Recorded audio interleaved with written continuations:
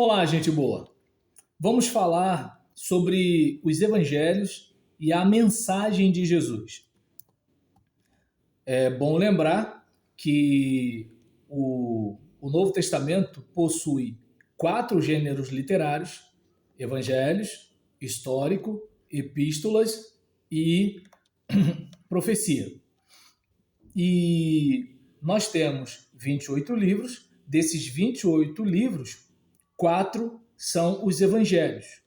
Evangelho segundo Mateus, Marcos, Lucas e João. Em Mateus, nós temos a ideia de Jesus, o Messias prometido, o centro do reino de Deus. Em Marcos, Jesus, o Filho de Deus, é um servo cuja natureza é divina.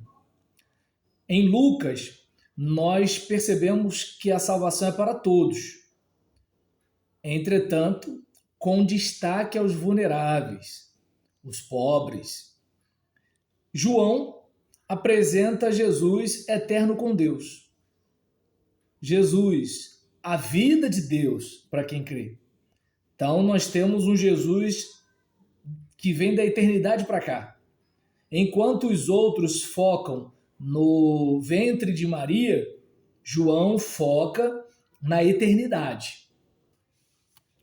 Falando a respeito do Evangelho de Mateus, que dá início ao Novo Testamento, esse livro foi escrito para uma igreja de judeus convertidos. Você percebe no próprio discurso. Os elementos que estão ali pressupõem que a audiência original daquela obra conhecia a história de Israel, as profecias e assim por diante. Então, nós observamos que esse conteúdo foi produzido para judeus convertidos que precisavam se decidir sobre sua fé. Opa, Jesus é o Messias esperado, é o Messias prometido. E Mateus mostra que Jesus continuou a história de Israel, mas agora ele é o centro do reino. Enquanto o Antigo Testamento apontava que viria o Messias, que o reino seria inaugurado, em Mateus o Messias veio e o reino já tem início. O Evangelho ele explica que Jesus é o Messias prometido no Antigo Testamento e que a sua missão já cumpriu a lei. Por isso, não é mais necessário seguir a lei. Então, Mateus ele se preocupa com fundamentação, a fim de justificar por que Jesus é o Salvador, de explicar, de mostrar, de demonstrar, de provar, para que os seus leitores, ao se deparar com aquelas provas, cheguem à conclusão de que Jesus é o Messias prometido. E então, Mateus fala sobre a importância do reino dos céus, que é o governo de Deus, e como esse reino está ligado à igreja. Você deve lembrar, edificarei a minha igreja. Então, porque igreja não é reino. Mas a igreja ela é uma ponte entre o reino e o mundo. A igreja não é o reino é muito maior do que a igreja. E embora o reino seja maior, a igreja é vista como um novo povo de Deus que recebe as promessas feitas a Israel, enquanto novo Israel. Deixa eu ver aqui. Esse caso aqui, a respeito de Mateus, eu espero que esteja claro. Quanto ao Evangelho de Marcos, é bom frisar que há 2000 anos as pessoas ainda tinham dificuldades em entender quem Jesus realmente era. E vamos pensar, num ambiente em que todo mundo está na expectativa de um Messias, a coisa mais natural do mundo seria aparecer um doido dizendo ser o Messias. Um outro problema. É bom lembrar que o povo de Israel sofreu muito pelo fato de praticar a idolatria. Então, quem garante que esse cara que está surgindo aí não está se levantando como um ídolo e a gente vai ter problemas? Além disso, nós temos a guerra de narrativas. Aquelas pessoas que galgavam de altas posições no aparelho religioso, obviamente não iam ficar felizes vendo aquele carpinteiro de Nazaré tendo mais destaque do que eles. Então, obviamente, o ambiente religioso dominante trazia discursos que, de alguma forma, maculavam a imagem de Jesus. E isso, obviamente, numa época que a gente não tem TV, que a gente não tem internet, como é que a gente faz para que essas pessoas não sejam induzidas a erro? Hoje, nós temos as coisas do jeito que são. Quando ele perguntou aos discípulos, as respostas eram diferentes, mas Pedro disse que ele era quem? O Cristo, que ele era o Filho de Deus. No entanto, o próprio Jesus não usava com frequência o título Filho de Deus para se referir a si mesmo. Você deve lembrar que ele preferia se chamar de Filho do Homem. E o Evangelho de Marcos foi escrito para mostrar que Jesus era de fato o Filho de Deus. Um título que indica uma relação única com Deus, algo que ninguém mais poderia ter. E, embora Jesus usasse mais o termo Filho do Homem, Marcos deixa claro que Jesus participa da natureza divina. E acreditar nisso se tornou essencial para a fé cristã.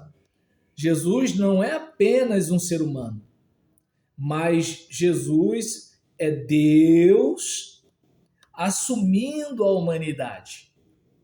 Então, nós temos ali um ser humano como nós, entretanto, nós temos um ser divino vivendo como ser humano, experimentando a estrutura humana, a natureza humana. E nesse caso, isso é um elemento indiscutível para a fé cristã. É indiscutível para o cristão que Jesus seja Deus. É indiscutível para o cristão que Jesus tenha se tornado verdadeiramente um ser humano. É indiscutível para o cristão que Jesus seja o Filho de Deus. Isso é ponto. Indiscutível.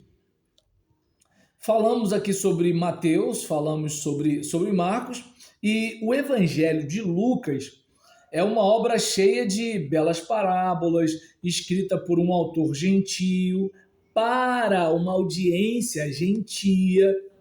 Então, Lucas destaca o amor de Jesus pelas pessoas marginalizadas. Vamos pregar boas novas aos pobres. Então, você percebe em Jesus uma atenção aos vulneráveis, aos pobres, aos carentes. E nesse contexto, nós observamos que os samaritanos são vistos por Jesus com uma certa consideração que os judeus não tinham. Então, você percebe que Jesus trata os samaritanos com um respeito que o judeu comum não tratava. Tanto é que o próprio Jesus vai conversar com a mulher samaritana. E a partir dali, há uma evangelização, há uma proclamação de boas notícias para os samaritanos. Nós temos a parábola do samaritano, que nós até temos como título, né? A parábola do bom samaritano, em que um religioso quer questionar Jesus sobre quem é o seu próximo, e Jesus ele conta a história de um levita, um sacerdote, que não acudiram uma pessoa necessitada e, contrário a tudo isso, ao contrário disso, um samaritano, que era visto como um religioso sincrético, né, pertencente a uma prática religiosa sincrética, foi justamente essa pessoa que praticou uma boa ação para com o homem assaltado. E esse destaque que Lucas dá ao amor de Jesus pelas pessoas marginalizadas, como os samaritanos e os pobres, faz parte de algo que ele escreveu para preservar e explicar os eventos de Jesus para as igrejas que já estavam crescendo depois que os apóstolos morreram. Nós, então, observamos que Lucas mostra que Jesus veio salvar todo mundo. Jesus não veio salvar só os judeus. E aponta que a morte de Jesus foi causada pela incredulidade dos judeus, com os romanos participando desse processo. Então, nós reparamos, né, que Lucas destaca também a importância de Jesus cuidar dos pobres e das mulheres, mostrando que Jesus é o Senhor que ainda age no mundo por meio de seu Espírito Santo. Então, você verifica uma ênfase na atuação do Espírito, você percebe uma atenção aos vulneráveis, aos pobres, aos frágeis, aos marginalizados.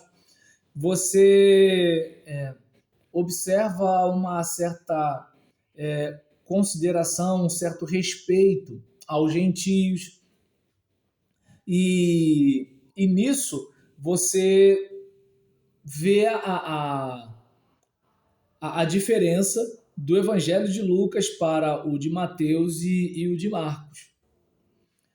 O de João, que é o quarto evangelho e o último desse bloco, o Evangelho de João foi escrito para esclarecer a verdadeira identidade de Jesus como o Salvador do mundo. Lembra? Deus amou o mundo de tal maneira, em um momento em que muitas pessoas falavam coisas erradas sobre ele. Então, João explica que Jesus sempre existiu com Deus desde a eternidade e veio ao mundo para salvar as pessoas dos seus pecados. Então, vem uma mensagem deixando claro que, não são os iniciados que serão salvos. Quem vai ser salvo é quem receber Jesus. Quem receber Jesus vai ser feito filho de Deus, vai ser transformado em filho de Deus. E nesse contexto, não tem uma situação de alguém superior a alguém. Não, negativo. O que está em questão ali é receber Jesus como Salvador. Todos quanto receberam automaticamente o poder de serem feitos filhos de Deus. Isso aí.